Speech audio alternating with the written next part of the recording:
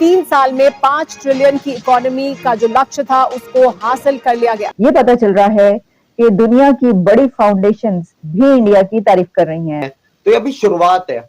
एक बार फिर जो झटका लगेगा ना, तो वो फिर एकदम यूं होगा, फिर दुनिया वाले के वाक इंडिया ने फिर रिकॉर्ड तोड़ दिया। बिल गेट्स फाउंडेशन की तरफ से एक स्टेटमेंट आई है जिसमें उनके सीईओ ने ये कहा है कि India is an incredible model to the world. India एक दुनिया की 5वीं बड़ी इकोनॉमी है और तीसरे नंबर पे आने लगी। और उसकी डेडलाइन डाली है 2030 कि 2030 तक हमें ये सब चीज तैयार चाहिए। इंडिया एक ऐसा कंट्री बन चुका है जो दुनिया के लिए एक मॉडल है, ये कहना है बिल गेट्स फाउंडेशन के सीईओ मार्क सुजमैन का। भारतीय अर्थव्यवस्था के लिए एक अच्छी खबर आई है। 2030 तक $7 ट्रिलियन तक होगी भारत की इकोनॉमी। 9 साल में मोदी जी के टाइम पे आप अगर कोई भी इकोनॉमिक चीज देखेंगे ना, वो स्टार्ट बड़ी स्लो होती है, पर वो फिर स्लो स्टार्ट होती फिर पता नहीं अचानक से कैसा जंप आता है जो ऊपर तक पहुंचता है। ये जंप आपको 25-26 के बाद आपको दिखेगा। इंडिया एक ऐसा कंट्री बन चुका है जो दुनिया के लिए एक मॉडल है, ये कहना है बिल गेट्स फाउंडेशन के सीईओ मार्क सुजमैन का। एक इंटरव्यू देते हुए टेलीविजन चैनल को उन्होंने इंडिया की जहां इकोनॉमिक ग्रोथ की तारीफ की है, वहीं उन्होंने इंडिया के फिलैंथ्रोपिक वर्क की भी बहुत तारीफ की है। मैं आपको उनकी कुछ डिटेल्स बताती हूँ जो उन्होंने इस सिलसिले में की, और वहीं पर उन्होंने बजट भी अनाउंस करते हुए जो $8.6 बिलियन की भी बात की। तो जो मैंने आपको ये बताया कि अभी तक तो हम ये देख रहे थे कि किसी कंट्री का कोई प्राइम मिनिस्टर, किसी कंट्री का कोई प्रेसिडेंट उठकर इंडिया की तारीफ करता है और उनकी कंट्री में सभी आते चले जा रहे हैं। देख रहे हैं आप कि अभी तो आपको पता है कि फ्रेंच प्रेसिडेंट होकर गए और फिर उससे पहले यूएई के प्रेसिडेंट वहां पर मौजूद थे, और कौन कौन खैर वहां पर नहीं जा रहा। तो जहां उनकी जो इकोनॉमिक ग्रोथ है वो तो अपनी जगह पर फैक्ट है, वो तो है, उसकी तारीफ कर रहे हैं। लेकिन इसी के साथ अब सिर्फ पॉलिटिकल लीडरशिप नहीं दुनिया की, बल्कि जो फाउंडेशंस हैं दुनिया की और फिलैंथ्रोपिक फाउंडेशंस, वो भी इंडिया की तारीफ कर रही हैं। अच्छा, इसमें उन्होंने कहा यह है कि India has become incredibly dynamic philanthropic market. एक फिलैंथ्रोपिक मार्केट जो है वो भी दुनिया में भारत एक ऐसे कंट्री के तौर पर उभर कर सामने आया है। फिर उन्होंने इसके ऊपर जो बात की तो उनका कहना था कि जो हम देख रहे हैं कि ये जो है जो एनुअल ग्रोथ है उसकी खासतौर पर उसमें फिलैंथ्रोपिक वर्क जो है उसमें बहुत ज्यादा उसमें शामिल होता है, और ये बड़ी बात है कि इसमें बड़े जो ऐसे लोग हैं जो कि ऐसे काम कर सकते हैं वो इंडिया में ऐसा काम करते हुए नजर आ रहे हैं।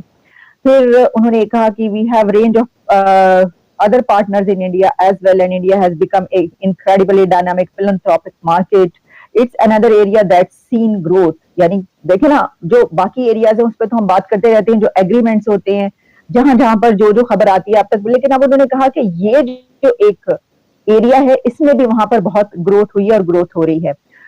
फिर उनका ये कहना था उनका जो फोकस है, the focus is two fold, और इसमें उन्होंने कहना था कि our new budget of $8.6 billion.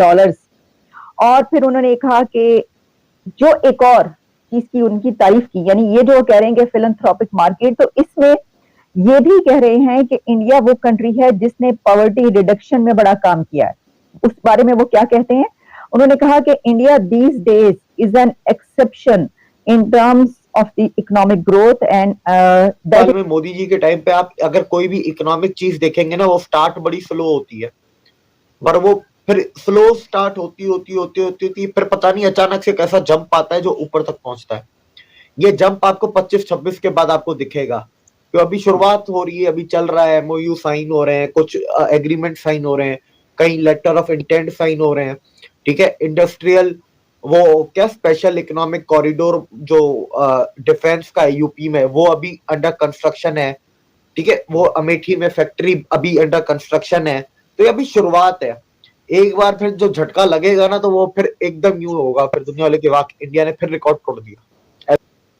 ये तो अभी हुथियों का मसला चल रहा है, तो आपको 1 महीने में तीसरी खबर आ गई।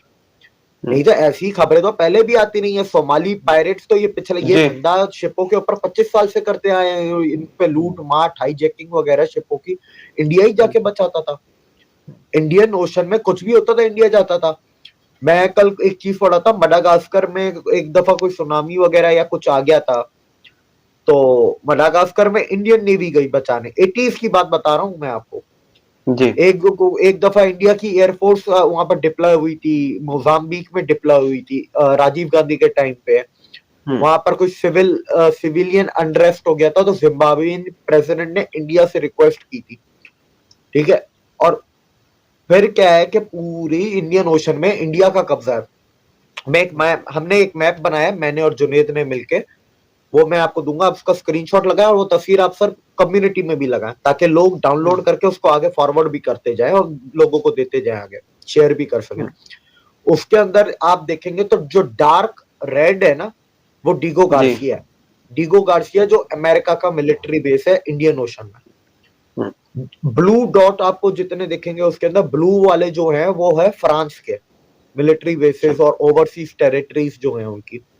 उसके बाद फिर एक हल्का लाइट रेड में हमने सारे इंडिया का दिखाया है, और हमने उसके अंदर चाहे अमेरिका हो, चाहे फ्रांस हो, चाहे इंडिया हो, ठीक है, हमने उसके अंदर दूसरे मतलब मुल्कों में नहीं गए कि इस कॉन्टिनेंट में क्या उसमें हमने सिर्फ ओशन को कवर किया कि ओशन में किसकी दादागिरी है, ओशन लेवल पे।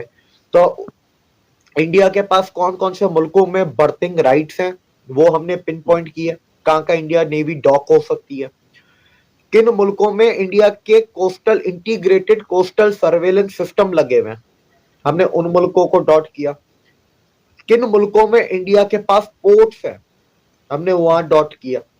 और उसके बाद तस्वीर आपको मैं दूंगा, आप लगाइएगा, कम्युनिटी में भी डालें, तो वो आपको देख के पता चल जाएगा ना भाई किसके अपर एंड है।